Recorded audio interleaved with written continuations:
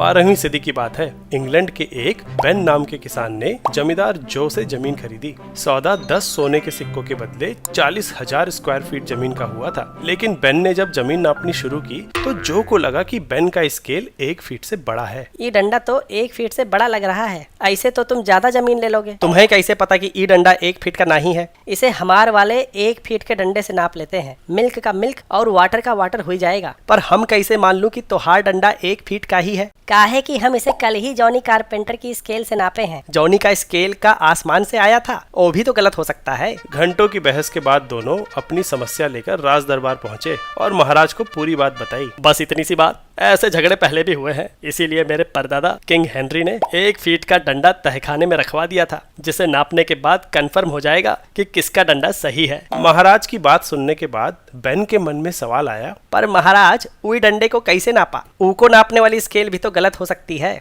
ऐसी गुस्ताखी, बेवकूफ, उसे किसी से नापा नहीं गया था। 1 फीट हमारे परदादा के 1 कदम की लंबाई थी, वो ही इस यूनिट के जन्मदाता है। लाओ तहखाने से असली स्केल। पर जब तहखाने गए तो पता चला कि वहाँ तो डंडा है ही नहीं। चोरी, तहखाने में चोरी हुई है। तो अब हमारी प्रॉब्लम कैसे सॉल्व होगी? ऐसी प्रॉब्लम आगे ना हो इसलिए वैज्ञानिकों ने यूनिट्स को नापने का स्मार्ट तरीका इजाद किया, नेचुरल कांस्टेंट्स को इस्तेमाल करके। फिजिक्स में 7 फंडामेंटल फिजिकल क्वांटिटीज होती हैं, जिनका इस्तेमाल कर हम बाकी की क्वांटिटीज डिराइव करते हैं। इन फंडामेंटल क्वांटिटीज को डिफाइन करने के लिए नेचुरल कांस्टेंट्स इस्तेमाल होते हैं, क्योंकि किसी फिजिकल ऑब्जेक्ट की तरह ये चोरी नहीं हो सकते और इनकी वैल्यू समय के साथ बदलती नहीं। यूनिवर्स में इन्हें कहीं भी नापो, हर बार फिक्स नंबर मिलता है। जैसे कि टाइम की यूनिट डिफाइन करने के लिए सीजियम एटम को लोअर से हायर एनर्जी स्टेट पे ले जाने वाली माइक्रोवेव की फ्रीक्वेंसी इस्तेमाल करते हैं। इस माइक्रोवेव के इतने ऑक्सीलेशंस काउंट करें तो 1 सेकेंड होगा। सीजियम एटम की एनर्जी स्टेट्स के लिए